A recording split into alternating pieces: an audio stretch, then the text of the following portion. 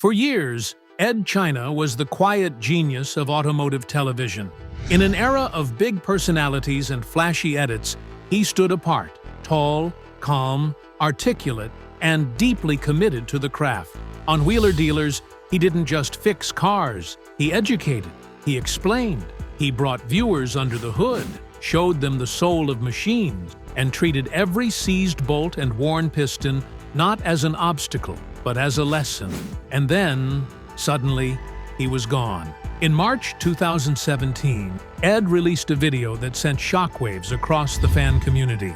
He was leaving Wheeler Dealers after 13 seasons. No scandal, no tantrum, just a quiet, regretful goodbye. "I'm afraid it's true," he said, "and I'm really sorry." The reaction online was instant and emotional. Fans couldn't believe it. To many, Edd wasn't just part of the show, he was the show.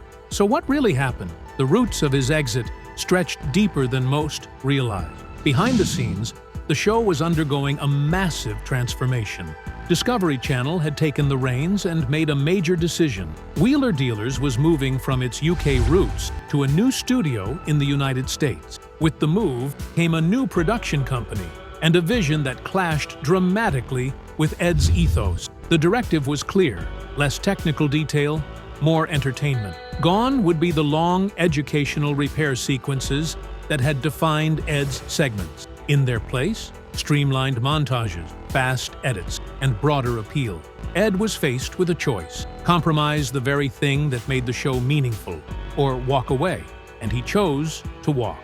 In his departure video, calm, articulate, but firm, he explained why. "I really believe that what we were doing in the workshop was very valuable television," he said. "It taught people how things worked, and that's not something I wanted to see lost." He wasn't angry, just disappointed. He knew what the show could be, and feared what it was becoming. What followed was unprecedented. Social media exploded. Comments poured in from fans worldwide. Some supported Edd, praising his integrity. Others lashed out at co-host Mike Brewer, wrongly blaming him for Edd's exit, so much so that Mike and his family reportedly received threats. The fallout wasn't just professional, it was personal. And through it all, Edd remained composed. No finger-pointing, no public feuds, just a man quietly standing by his principles. For viewers, it felt like the end of an era. The man who taught them about torque wrenches, carburetors, and clutch plates had driven off into the unknown. But what fans didn't yet know was this: Edd's departure wasn't the end. It was only the beginning. The truth behind Edd's departure lies in a creative standoff. Over the years, Wheeler Dealers had evolved from a modest UK series into a globally syndicated hit. Its premise was simple. Mike Brewer bought the cars, Edd restored them. But the magic wasn't in the buying or selling, it was in the process. Edd's workshop segments, where he painstakingly explained repairs, became the show's heartbeat. Viewers didn't just see the final result, they saw the journey. It was slow, methodical, and deeply satisfying. But when Discovery Channel moved the production to the United States, that format came under threat. A new production company took control, and with it came a new vision. Tighter run times, faster edits, less time under the bonnet, more mass-market entertainment. For Edd, it was a red line. In his departure video, which quickly went viral, Edd explained that stripping away the technical depth would compromise the show's integrity. If they couldn't show the actual work, the audience would no longer learn anything real. It would become another shiny show with shallow content. And Edd China wasn't interested in being a part of that. Rather than compromise his principles, Edd did the unthinkable. He walked away from a global platform and a steady paycheck. He chose craftsmanship over fame. Mike Brewer, his longtime co-host, expressed disappointment, but wished him well. Behind the scenes, though, the transition wasn't painless. Both men reportedly faced online backlash, some of it misinformed, much of it ugly. Fans, shocked and emotional, quickly split into factions. Some turned on Mike, accusing him of driving Edd out.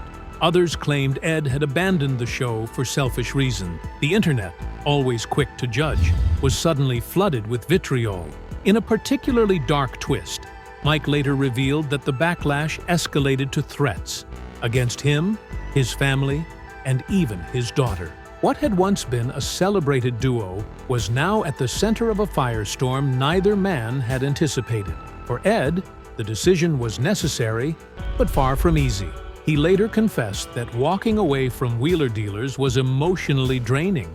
It wasn't just a TV show to him, it was his legacy, his voice, his way of teaching the world that cars were more than machines. They were puzzles waiting to be solved. He had poured over a decade of his life into the project, helping to shape its tone, its educational value, and its unique brand of honesty. Letting go meant leaving a part of himself behind. And then, silent. Edd vanished from the public eye almost overnight. His once busy social media accounts went dark. His YouTube channel lay dormant. No interviews, no statements, no new project, just quiet. For a man so deeply involved in the automotive world, constantly appearing at car shows, speaking at events, and engaging with fans, the silence was deafening. Speculation ran wild. Had he burned out? Was he finished with television? Was there a new project in the works? Rumors filled the void, but Edd offered no answers. What fans didn't see was that, behind the scenes, he was doing something far more profound than building engines. He was rebuilding himself. Away from the spotlight, he returned to where it had all started. His garage, the tools, the sketches, the solitude. No scripts, no studio lights, just a man reconnecting with the work that had made him fall in love with engineering in the first place. What looked like disappearance was really incubation. For nearly a year, Edd disappeared from public life. No interviews, no new project. His once active social media went quiet. Fans began to worry. Had he burned out? Quit the industry? Retired altogether? The truth was more complicated and more inspiring. Edd had retreated, not in defeat, but in reflection. He returned to his private garage, the same space where he had once built whimsical vehicles like a motorized sofa and a bathroom on wheels. But now, there were no cameras, no producers, no schedule, just Edd, his tools, and his ideas. According to friends and later interviews, Edd was recharging. After years of relentless TV production, he was finally free to create on his own terms. He didn't stop working, he just stopped performing. He returned to building for the sake of building. Prototypes, sketches, experiments, some dating back to before wheeler dealers, some so ambitious they could never have fit into a TV show. Among the whispered rumors, Edd was exploring electric vehicle conversion. Could he take a classic car and retrofit it with a modern electric drivetrain without losing its original soul? It sounded like fantasy, but this was Edd China. If anyone could pull it off, it was him. As months passed, curiosity turned into concern. Fan forums buzzed with speculation. Old YouTube clips of wheeler dealers filled with nostalgic comments. Everyone wanted to know, where was Edd China? And then, in May 2018, with no warning, he reappeared. A simple video titled Garage Revival. Episode 1 landed on YouTube. No grand return, no slick teasers, no flashy TV network behind it. Just Edd in a cluttered, modest garage, stepping into the world of a fellow car enthusiast who had hit a dead end. The project? A classic VW Golf GTI, partially restored, coated in dust, and surrounded by scattered tools and forgotten ambition. It was the kind of scene many DIY mechanics know all too well. A car once filled with dream, now sitting lifeless under a tarp. But Edd didn't walk in with judgment. He walked in with sleeves rolled up and a deep understanding of what that stuck moment feels like. He didn't perform for the camera. He listened, he asked questions, and then he got to work. The transformation wasn't just mechanical, it was emotional. You could see it in the owner's face as Edd diagnosed the problems with patience and clarity. Seized bolts, misaligned components, electrical confusion, challenges that had once felt insurmountable suddenly became solvable. For viewers, it wasn't just nostalgia, it was a reset. After years of high-budget, overproduced car content, this felt refreshingly real. No scripted drama, No artificial countdown. Just one man helping another find the courage to keep going. Edd's calm explanations turned jargon into understanding. His steady hands reminded everyone that craftsmanship isn't about perfection. It's about persistence, and that was the magic. Garage Revival wasn't a show. It was a reminder. The garage is where progress is made, one turn of the wrench at a time. Garage Revival was more than a show. It was a lifeline for both the people whose cars he restored and the audience who missed his calm presence. Edd wasn't just fixing engines.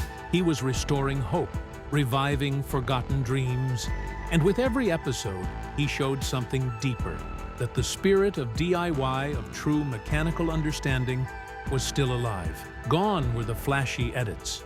Gone were the scripted lines. This was raw, real, and unmistakably Edd. He got down on the floor, got his hands greasy, and walked viewers through the messy, often overlooked parts of restoration. He explained everything with the clarity of a teacher and the humility of a lifelong student. Why a gearbox was misaligned, how to trace a stubborn brake fault, and most importantly, what made an old dusty car still worth the effort. But Garage Revival was never just about the cars. It was about redemption, in metal, in machines, and sometimes in people. Every vehicle Edd worked on came with a story. A father who never finished his project with his son, a young man struggling with mental health and using car restoration as therapy, a retired mechanic trying to finish one last dream, and Edd listened. He didn't just fix cars. He restored momentum.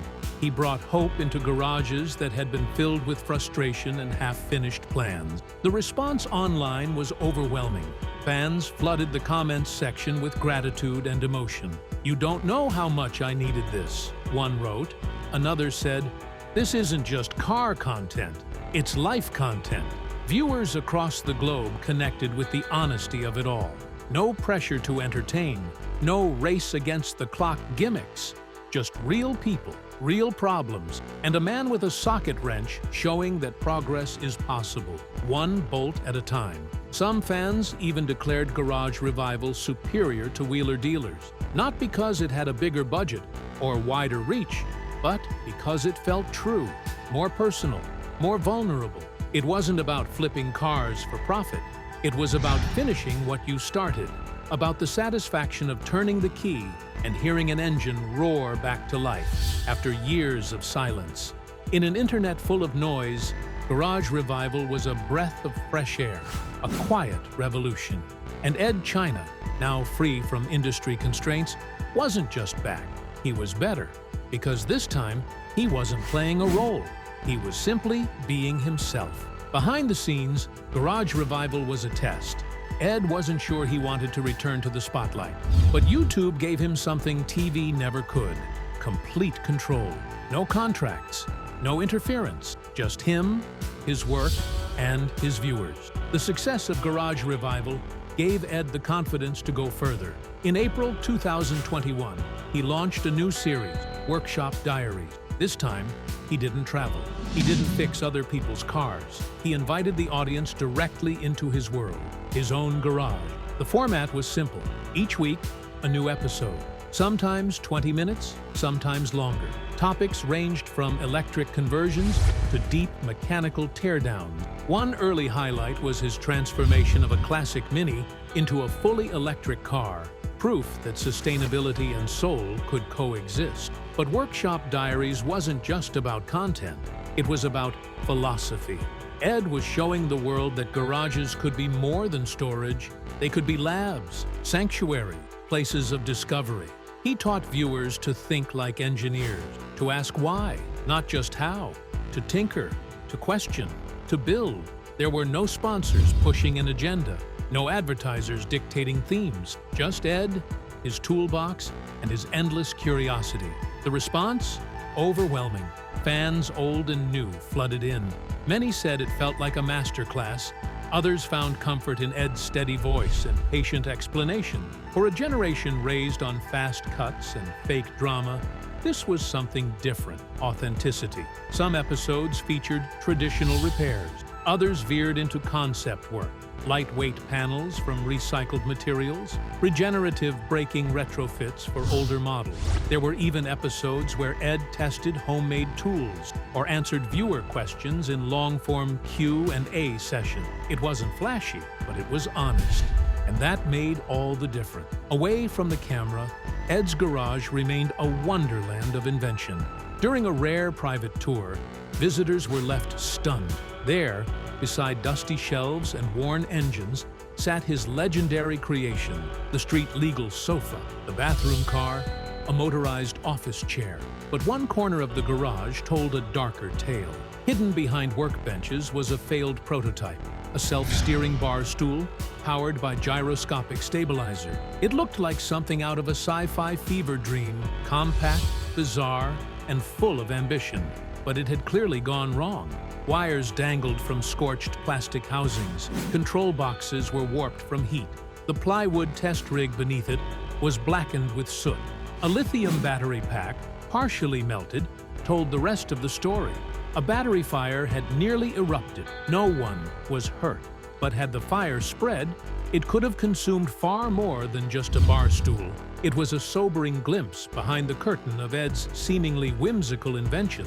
Because while many fans know him for quirky creations like the motorized sofa or the road-legal bathroom, few see the failure, the ideas that went too far, the prototypes that nearly exploded, the delicate dance between genius and risk. The bar stool wasn't just a novelty, it was part of Edd's fascination with urban mobility, how we might rethink transport in a world choking on traffic and emission. A self-balancing personal vehicle designed for tight, short-distance movement was part of a larger vision. But this one didn't make it, and Edd shelved it, not out of shame, but as a lesson. Because that's who Edd China is. Not just a builder, but a boundary pusher. A man who doesn't fear failure because he understands that in the world of innovation, failure is the proof you tried something no one else dared to. The charred shell of that bar stool wasn't a sign of defeat. It was the scar tissue of creativity. Still, every scorch mark, every failed circuit board, every soot-stained sketch told the same story. Edd China never gave up. He never sold out. He never stopped dreaming. Today, Workshop Diaries continues to grow, not with viral stunts or sponsored gimmicks, but with the quiet consistency of a man who never stopped believing in the power of knowledge. Edd is still producing weekly episodes, often from the same cluttered, tool-lined garage where his greatest ideas were born. Each video is a deep dive, not just into machines, but into mindset. It's less about fixing things and more about understanding. In recent episodes, he's explored everything from converting a classic Land Rover to run on electric power, to crafting custom tools for hard-to-reach engine parts. He's delved into regenerative braking, sustainable fuels, and even how to repurpose scrap materials for new builds. It's part engineering, part philosophy. Edd China's take on how we can move forward without forgetting the past. He takes questions from fans around the world, some asking how to repair a leaking head gasket, others wanting advice on converting vintage cars into hybrid. And Edd answers them all with the same calm precision. There's no gatekeeping, no ego, no filler, just the clear message that everyone is capable of learning, building, and improving. What makes Workshop Diaries so special is that it's not just a show, it's a community, one where skill is valued, patience is celebrated, and curiosity is king.